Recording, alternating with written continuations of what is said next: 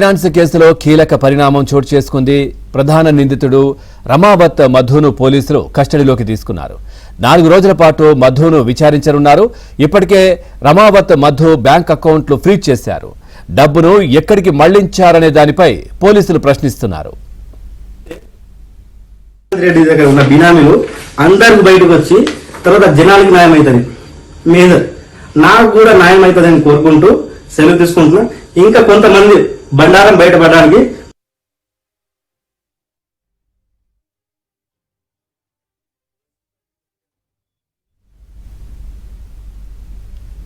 Right. Micro finance కేసులో కీలక పరిణామం అయితే చోటు చేసుకుంది. దీనికి సంబంధించి మరింత సమాచారాన్ని మా క్రైమ్ కరెస్పాండెంట్ శశి అందిస్తారు. శశి, పూర్తి డీటెయిల్స్ ఏంటి?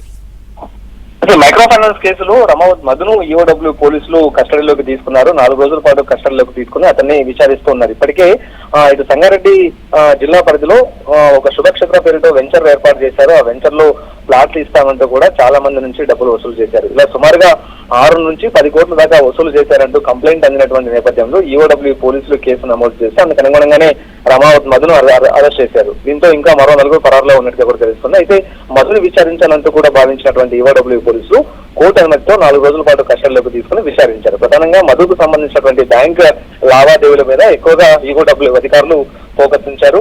మధుకు సంబంధించినటువంటి బ్యాంక్ అకౌంట్ ట్రాన్సాక్షన్స్ కూడా పరిశీలిస్తూ ఉన్నారు. మరోవైపు అతనికి సంబంధించినటువంటి బ్యాంక్ అకౌంట్ సైతం ఈఓడబ్ల్యూ పోలీసులు ఫ్రీజ్ చేయడం కూడా జరిగింది. శుభక్షేత్ర పేరుతో వేసినటువంటి వెంచర్ ను డబ్బులు తీసుకున్నటువంటి డబ్బంతా కూడా ఎక్కడికి వెళ్ళింది, ఏ అకౌంట్లకు పంపించారు, ఎక్కడికి మళ్లించారన్న దాని మీద ఈఓడబ్ల్యూ పోలీసులు ఫోకస్ ఉంచడం కూడా జరిగింది. అయితే ఇదే కేసులో రమావత్ మధుకు సంబంధించినటువంటి ట్రాన్సాక్షన్స్ పరిశీలిస్తున్నటువంటి సమయంలో ఒక ఆసక్తికరమైనటువంటి విషయం ఈఓడబ్ల్యూ అధికారులు గుర్తించారు. ఇందులో మంగ్లీ సోదరుడు శివ చౌహాన్ తో రమావత్ మధు ట్రాన్సాక్షన్ జరిపినట్టుగా ప్రధానంగా ఈఓడబ్ల్యూ పోలీసులు గుర్తించారు. అయితే ఇప్పటికే మైక్రో ఫైనాన్స్ సంబంధించిన ఆరోపణలు ఇటు మంగ్లీ ఎదుర్కొంటూ ఉన్నారు. ఆ తర్వాత మంగ్లీ సోదరుడు సైతం ఎదుర్కొంటూ ఉన్నారు. ఈ నేపథ్యంలో మధుతో శివ చౌహాన్ కు సంబంధించినటువంటి ట్రాన్సాక్షన్స్ బయటపడడంతో వాస్తవానికి ఈ డబ్బంతా కూడా మైక్రో ఫైనాన్స్ సంబంధించినటువంటి డబ్బు ట్రాన్సాక్షన్ జరిగిందా, లేకపోతే శుభక్షేత్ర వెంచర్ కు సంబంధించినటువంటి ఈ బాధితులకు సంబంధించినటువంటి డబ్బుతో ఈ మధు ఆ తర్వాత శివ చౌహాన్ ట్రాన్సాక్షన్ జరిపారా అనే కోణంలో ప్రజెంట్ ఇప్పుడు ఈఓడబ్ల్యూ పోలీసులు విచారిస్తూ ఉన్నారు.